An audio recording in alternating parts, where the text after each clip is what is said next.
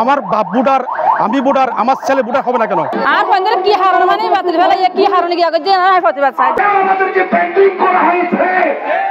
বান্দরবান জেলার সীমান্তবর্তী উপজেলা নাইখানছড়ি, যেখানে সম্প্রতি ভোটার তালিকা হালনাগাদ কার্যক্রমে বাদ পড়েছে বহু স্থানীয় নাগরিক। বাদ পড়া নাগরিকরা ভোটার হালনাগাদ কার্যক্রমে হযবরল অবস্থার বিরুদ্ধে তীব্র ক্ষোভ প্রকাশ করেছেন।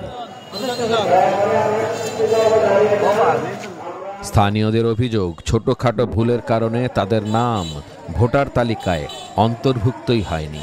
এ নিয়ে তারা নির্বাচন অফিস ঘেরাওয়ের পাশাপাশি মানববন্ধন ও বিক্ষোভ কর্মসূচি পালন করছেন। আমরা কোনো রোহিঙ্গা বুড়ার করার পক্ষে নয়। আমরা যারা বাংলাদেশি, যাদের মা বাবা বুড়া, তাদেরকে বুড়ার করার পক্ষে। এই দাবি নিয়ে আজকে আমরা এখানে আসি।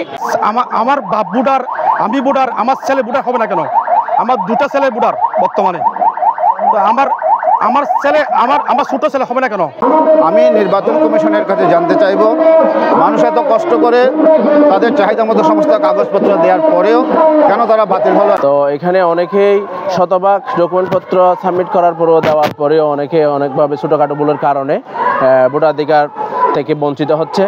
তাদের একটাই দাবি, আমরা নাগরিক, এই দেশের নাগরিক, এই উপজেলারই নাগরিক, আমরা আমাদের ভোটার অধিকার ফিরিয়ে পেতে চাই। নির্বাচন কমিশন জানিয়েছে, সীমান্তবর্তী এলাকা হওয়ায় ভোটার তালিকা হালনাগাদ করার ক্ষেত্রে বিশেষ সতর্কতা অবলম্বন করা হচ্ছে। তবে কেউ বাদ পড়লে পুনরায় যাচাই বাছাইয়ের মাধ্যমে ব্যবস্থা নেওয়া হবে। গণতান্ত্রিক অধিকার আছে, ওনাদের দাবি দাওয়া উত্থাপন করতে পারে, ওনারা মানববন্ধন করতে পারে। এই সময়ের মধ্যে ওনাদের কাছে চাহিদা ডকুমেন্টগুলো যদি ওনারা জমা দেন, আমরা পরবর্তীতে মে মাসের মাঝামাঝি সময়ে আমরা বিশেষ কমিটি একটা আবার শুনানি নেওয়ার সিদ্ধান্ত নেওয়া হয়েছে।